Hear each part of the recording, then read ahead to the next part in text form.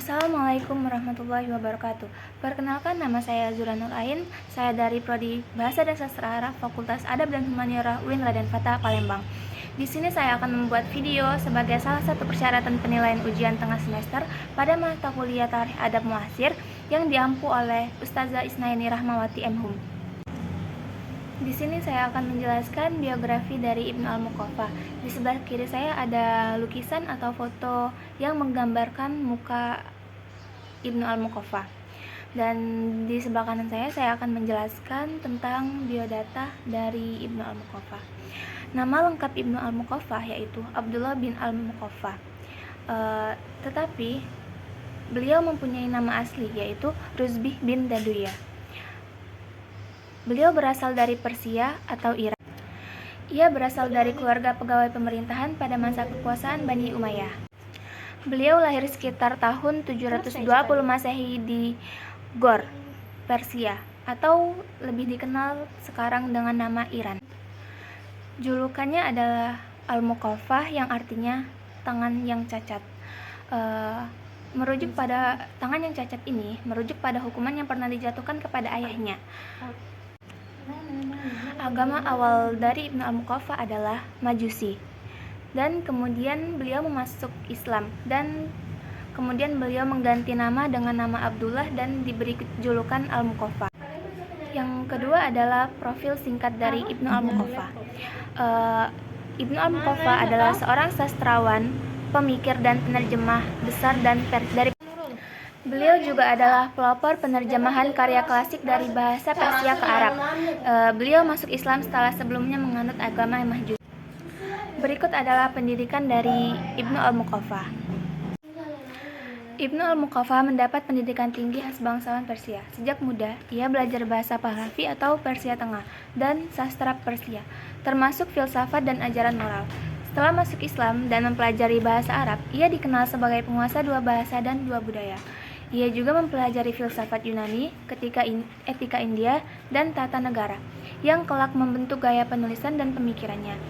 Pendidikan ilmu Al-Muqaffa bersifat mandiri dan multikultural, menjadikannya tokoh penting dalam penyebaran ilmu lintas budaya di dunia Islam. Kontribusi dan karya dari Ibnu Al-Muqaffa. Ibnu Al-Muqaffa dikenal sebagai penerjemah ulang dan penulis prosa moral. Karya terkenalnya adalah Kalilah wa Dimna, atau terjemahan dari kisah fabel India yang syarat pesan etika dan kepemimpinan.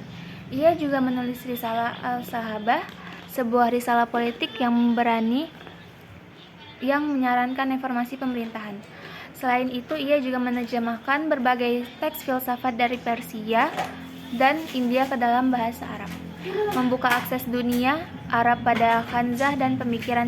Ibnu Al-Muqaffa bukanlah seorang penyair, melainkan dikenal sebagai sastrawan dan penulis prosa, terutama dalam bentuk terjemahan, filsafat, dan karya moral politik.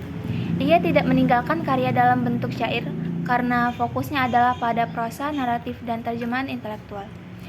Namun salah satu karya terkenalnya yaitu Dalilah wa Dimna yang merupakan kumpulan fabel, sering kali berisi kata-kata bijak atau ungkapan puitis dalam bentuk prosa. Saya akan menyebutkan salah satu karya dari Ibnu Al-Muqaffa. La yatakallamul hakimu qabla wanihi wa la yaskutu iza wajaba qaulul haqq. Yang artinya, orang bijak tidak akan berbicara sebelum waktunya dan tidak akan diam jika kebenarannya harus disuarakan. Pemikiran dan pengaruh dari Ibnu Al-Muqaffa. Pemikiran Ibnu Al-Muqaffa menekankan pentingnya rasionalitas, moralitas, dan keadilan dalam masyarakat. Ia percaya bahwa akal sehat dan etika harus menjadi dasar dalam kepemimpinan. Pemikirannya menjadi jembatan antara budaya Persia kuno dan tradisi intelektual Islam.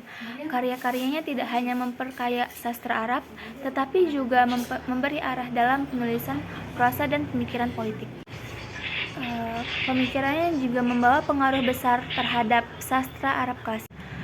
Pada akhir hayat Ibnu Al-Muqaffa, beliau dihukum mati oleh Khalifah Al-Mansur karena dianggap berbahaya. Maksud dari dianggap berbahaya karena pemikirannya yang kritis terhadap kekuasaan.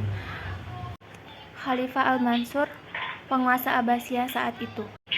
Ia akhirnya dijatuhi hukuman mati secara tragis di Basrah pada usia sekitar 36 tahun.